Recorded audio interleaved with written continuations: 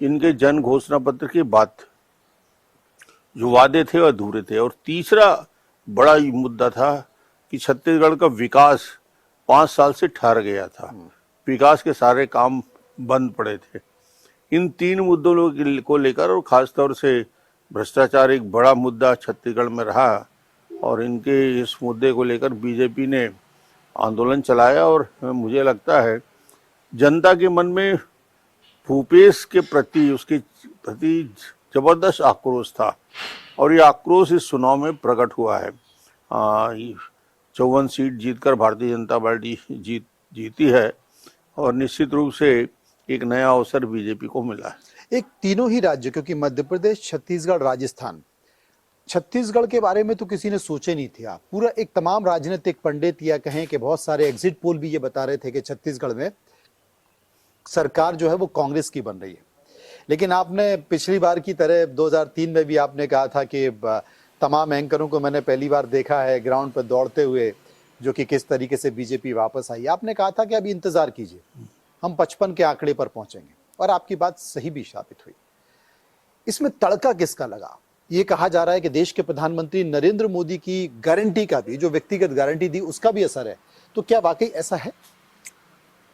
बड़ा स्पष्ट प्रभाव, जो चुनाव का अभियान की शुरुआत हम लोगों ने की, और मोदी जी का जब छत्तीसगढ़ में खासतौर से इस चुनाव में आना हुआ, और पूरे छत्तीसगढ़ में जिस प्रकार का वातावरण का निर्माण हुआ, और हमने जो घोषणा पत्र जारी किया उसमें मोदी जी की गारंटी, जनता ने 100% भरोसा किया। और उनके डेवलपमेंट के 10 साल के जो काम हैं, उसका अपने आप में छत्तीसगढ़ में बड़ा प्रभाव है, पूरे देश में प्रभाव है, और उसका भरोसा छत्तीसगढ़ की जनता ने किया। तो निश्चित रूप से मैं कह सकता हूँ मोदी जी के नाम से, मोदी जी के गारंटी के नाम से ये चुनाव लड़ा गया। और एक महत्वपूर्ण भूमिका मोदी जी के तो रहती है, पूरे चुनाव को वो दिशा देते हैं। अमित शाह जी और नड्डा जी इस पूरे चुनाव में पूरी ताकत के साथ अभियान में लगे रहे। एक जो बड़ा विषय देखने को मिला कि महिलाओं की भागीदारी तीनों ही जगह, अब तक अगर कुछ सालों का डेटा उठा के देखें, 23 राज्यों में विधानसभा चुनाव हुआ है, 18 राज्यों में जहां भी सरकारें बनी हैं, महिलाओं की बड़ी भागीदारी हुई है, और महिलाओं ने बढ़ चढ़कर वोट भी किया है। एक बड़ा कारण ये मानते हैं कि अवेयरनेस आ रही है, या तमाम महिलाओं के इर्द गिर्द जो सरकार की योजनाएं हैं वो एक बड़ा संकेत दे रही। निश्चित रूप से इस चुनाव में छत्तीसगढ़ में सरकार बनाने में सबसे महत्वपूर्ण भूमिका महिलाओं की रही। उसके दो कारण हैं। एक, इन्होंने जन घोषणा पत्र में झूठे वादे, गंगा जल हाथ में लेके, गीता की कसम खा के शराबबंदी की बात कही। शराबबंदी तो नहीं किया, घर घर शराब बिछवाने का काम किया, और नकली शराब बेचने का काम, और अवैध धंधे शराब के आड़ से जो हुए।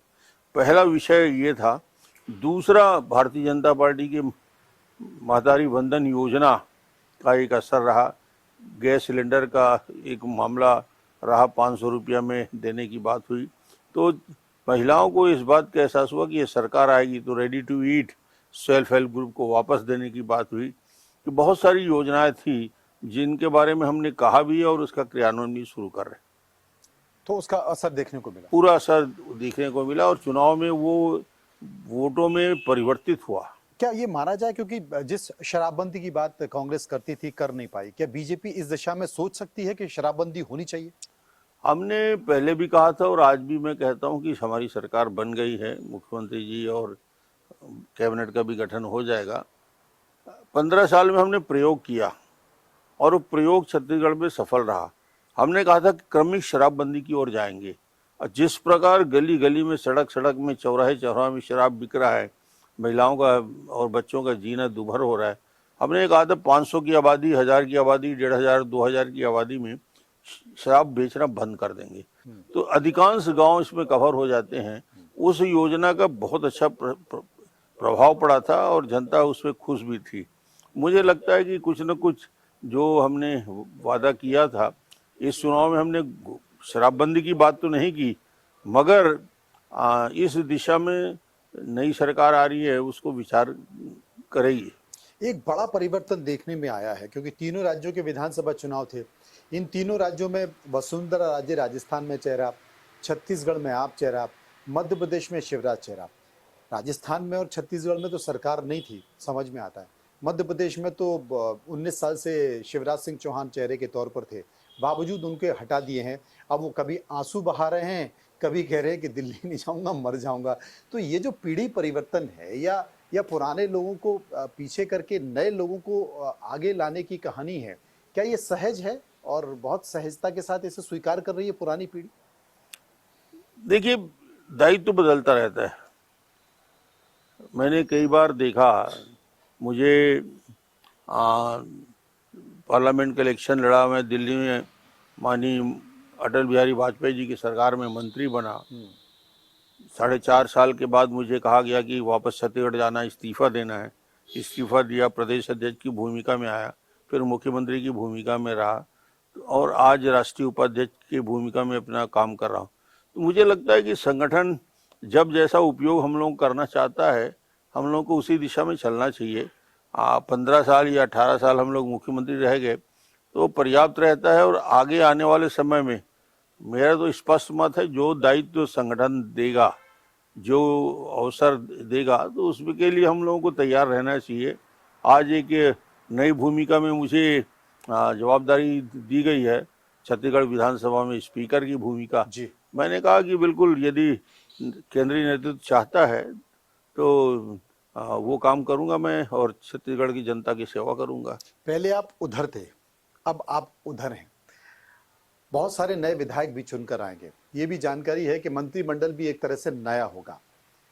आपका जो अनुभव है, आप अपने अनुभव से नए विधायकों को, नए मंत्रियों को क्या सीख देना चाहेंगे? एक अवसर मुझे मिलेगा और अवसर रहेगा नए विधायकों के साथ, पुराने विधायकों के साथ काम करने का, और स्पीकर का दायित्व रहता है पक्ष और विपक्ष दोनों को लेकर साथ में।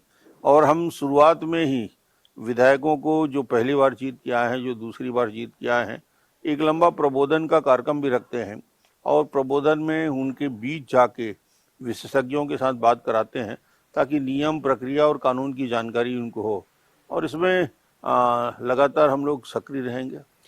सरकार बदली कांग्रेस की, तो बदलने के बाद, क्योंकि बहुत सालों के बाद कांग्रेस की सरकार आई, तो कांग्रेस के नेता उत्तेजित भी दिखे और वो बदलापुर की तरह कार्रवाई भी करते नजर आए। आपके तमाम बहुत सारे अधिकारी, पिछली बीजेपी की सरकार के बहुत सारे लोगों के ऊपर प्रकरण दर्ज किए गए, जांचें शुरू की गई। अब सरकार बीजेपी की है, तो क्या बदलापुर पार्ट 2 दिखाई देगा, या कम से कम वो हिसाब किताब देखा जाएगा? जिस प्रकार 5 साल में झूठे मामले चलाए गए, इतने सारे मामले कोर्ट में चले, सुप्रीम कोर्ट तक गए, मगर सारे मामले को न्यायालय से न्याय मिला। मुझे लगता है कि सरकार की भूमिका ये नहीं होती कि सिर्फ और सिर्फ विरोध के लोगों को झूठे मामले में फंसाया जाए। आप अपनी लकीर को बड़ा करने की अपेक्षा दूसरी की लकीर को मिटाने में 5 साल लगा दिए, और इसलिए आप हार गए। यदि यही काम किए होते, अपनी सरकार को बेहतर दिशा में देने का काम, और हम लोगों की लकीर को छोटे करने की जरूरत नहीं थी। जनता ये बात को बहुत बारीकी से देखती है, और छत्तीसगढ़ की जनता एक चीज बर्दाश्त नहीं करती, यदि भ्रष्टाचार और घमंड दोनों का मिला जुला स्वरूप यदि हो जाता है भूपेश बघेल, तो जनता ने इस दोनों सोच को रिजेक्ट किया। एक चीज में देखने को आया, ब्यूरोक्रेसी यानी कि अधिकारी, उनका काम है कि कार्यपालिका के तौर पर बैलेंस बनाकर चले, लेकिन कुछ अधिकारी को देखा गया कि वो एक तरह से एजेंट के तौर पर काम कर रहे थे। वो नियम, कायदे, कानून को दरकिनार रखते हुए चीजों को कर रहे थे। क्या ऐसे अधिकारियों को चिन्हित कर उनके ऊपर कार्रवाई की जाएगी? बिल्कुल साफ है, लोगों के सामने है। कुछ के खिलाफ तो मामले दर्ज हैं, कुछ लोगों के खिलाफ कार्रवाई चल रही है, पर बाकी लोग भी निगाह के सामने हैं कि किस प्रकार सरकार का दुरुपयोग करके गलत दिशा में ले जाने का काम किया है।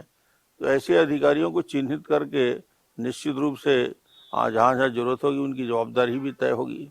विधानसभा का सत्र शुरू होने वाला है, 19 तारीख से विधानसभा चल रही है, आपकी नई भूमिका हम देखेंगे।